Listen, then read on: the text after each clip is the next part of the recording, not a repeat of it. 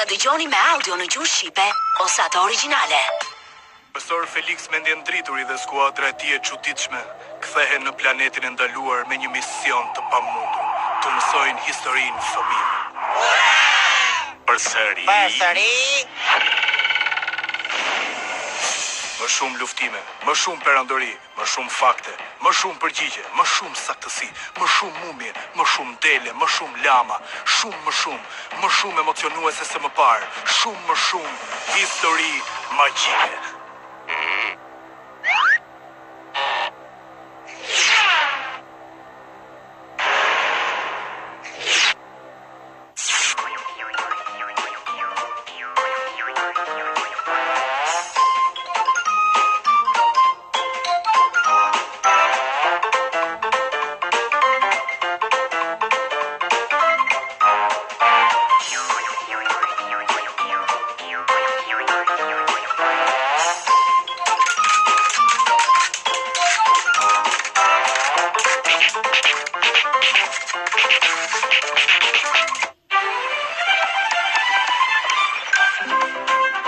Në këtë episod të ri emocionues të histori magjike, ne do të flasim për jetën e përditshme në periudhën prehistorike.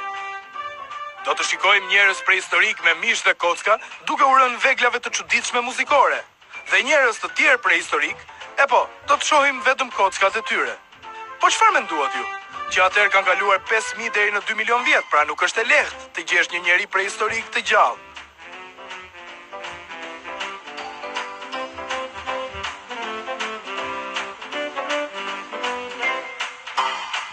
Dhe tani pyetja për të cilën ju të gjithë keni pritur. Dhe cila është pyetja jote e parë? Është vërtet që njerëzit e kanë origjinën nga majmuni? Po të shohësh mësuesit e mi, kjo duket qartë.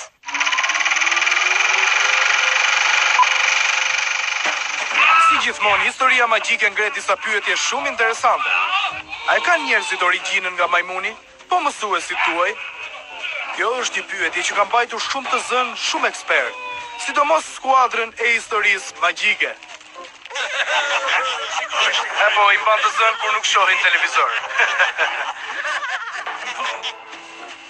Për sa i përket origjinës së njeriut, ekspertët besojnë se rreth 2 milion vjet më parë ishin disa specie të ndryshme njerëzish prehistorik, stërgjyshët e Homo erectus, të cilët migruan nga Afrika në Europë rreth 1,5 milion vite më parë. Në këtu janë disa kafka të lezetshme të cilat u përkasin këtyre njerëzve primitiv. Kjo është një kafke Australopithecus africanus, i cili ka jetuar rreth 3 milion vjet më parë, dhe kjo kafk i përket një Australopithecus robusto dhe është 2 milion vjeçare. Ky zotria është një Homo erectus, 1,5 milion vjeçar. Neandertali ka jetuar rreth 120.000 vite më parë dhe më në fund Sapiens sapiens, njeriu primitiv, nga i cili ne kemi pak a shumë origjinën, dhe që është gati 30.000 vjeçar. Në fillim njerëzit jetonin nëpër shpella me të gjithë familjen.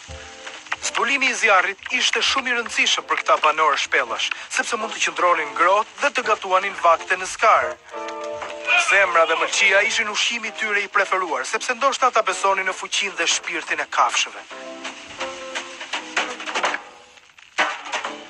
Në shpella, të gjithë punonin për të hequr lëkurën e kafshëve dhe për ta përpunuar atë lëkurë. Sigurisht bënin dhe punë të tjera tipike të prehistorisë. Me kalimin e kohës, ata filluan të ndërtonin shtëpi më të rehatshme. Këto shtëpi ishin të mbuluara me lëkurë kafshësh dhe brenda mbanin gjithmonë zjarrin të nxehtë dhe të shtritshëm. Po çfarë bënin njerëzit dhe gratë prehistorike gjithë ditën kur nuk jetonin më nëpër kasole?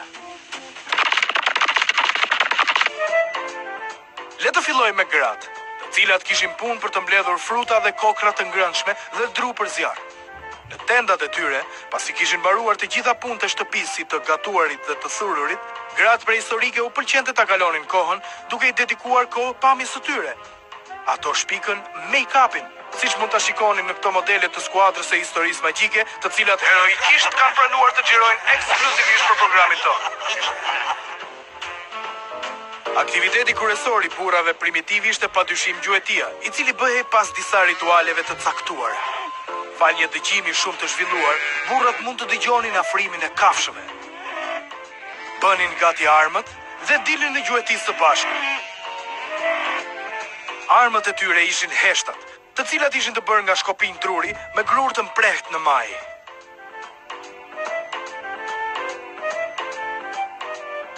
Ata përdornin gjithashtu dhe një lloj të veçantë bumerangu, me të cilin prodhonin zhurmë që të tremnin kafshët.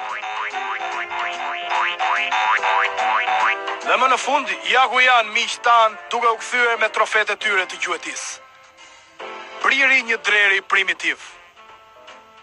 Dhe brirët e stërgjyshit të bizonit. Po çfarë lloj njerëzish primitiv janë këta? Mund të jenë Neandertal?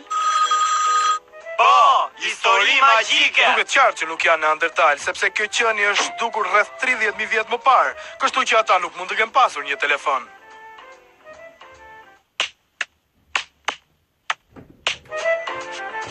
Pra pyetja është, çfarë lloj njeriu ishin Neandertalët? Nëse ishin kaq të zgjuar, si u shfaros ajo specie? Për t'i dhënë një përgjigje kësaj pyetje, le të pyesim të parin dhe të vetmin profesor Felix Mendjen Drituri. Profesor. Me mua po flet? Do të na pëlqente të flisnim për një person të shumë përfolur, njeriu prehistorik. E ke fjalën për njerëzit Neandertal? Të lumt. Faleminderit. Njeriu Neandertal ka jetuar rreth 100.000 deri 30.000 vjet më parë, apo jo? Sakt. Ata u emëruan nga vendi në të cilin u gjend Kafka e parë, Lugina Neander, në Gjermani.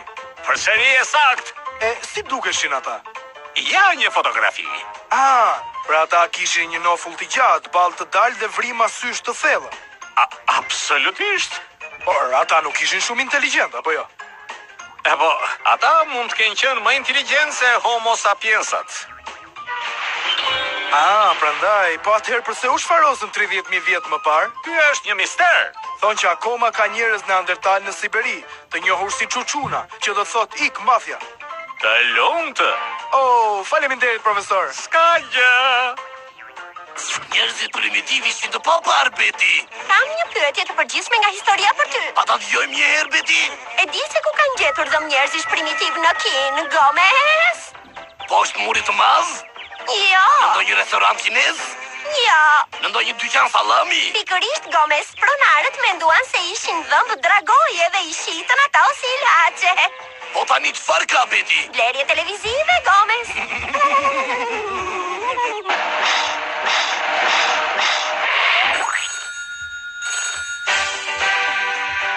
Të jetosh në një shtëpi të epokës së gurit ka shumë avantazhe. Mund të ngresh dorën dhe të marrësh fare lehtë një krim shumë të shijshëm që zvarritet në mur. Shumë i shijshëm. Por është shumë e vështirë që të shtosh një dhomë.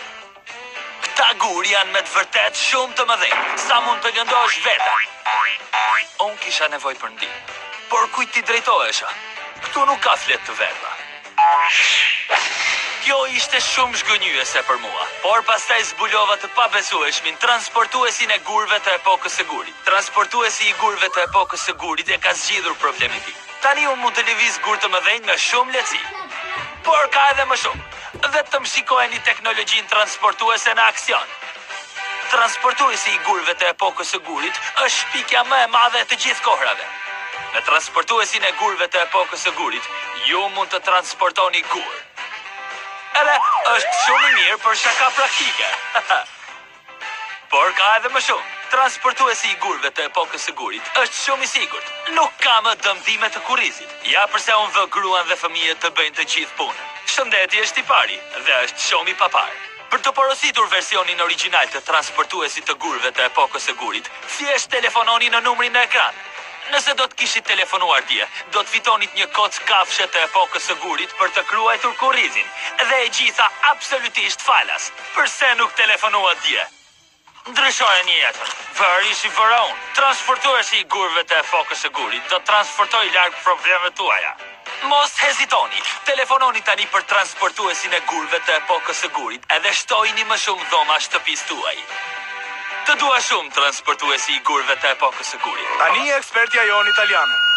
Termi neolitik fjalë për fjalë do thot epoka e re e gurit. Periudha neolitike filloi 30.000 vjet para Krishtit. Kjo periudhë na ndihmoi ne të shkonim në një epokë të re zhvillimi. Njeriu kaloi nga një gjuetar i thjesht në fermer dhe filloi të ndërtonte vendbanime.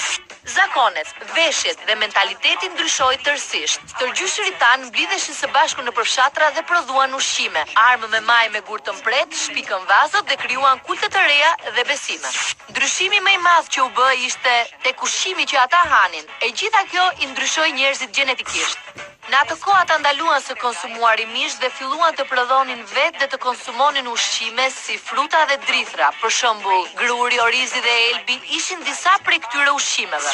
Një fakt tjetër shumë interesant është se në epokën e gurit njerëzve filluan të prisheshin dhëmbët. Deri para asaj kohe njerëzit duket sikur kishin imunitet të plot ndaj prishjes së dhëmbëve. Dhe tani, relax.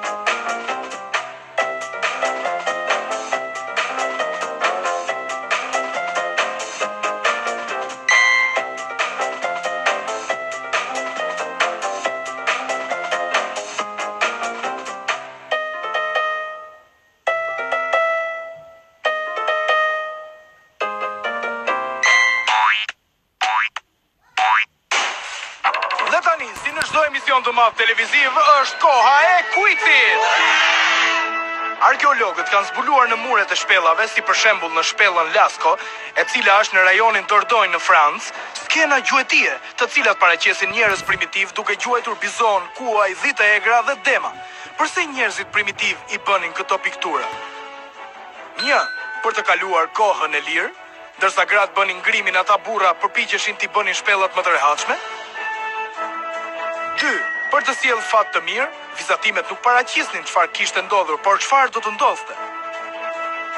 3.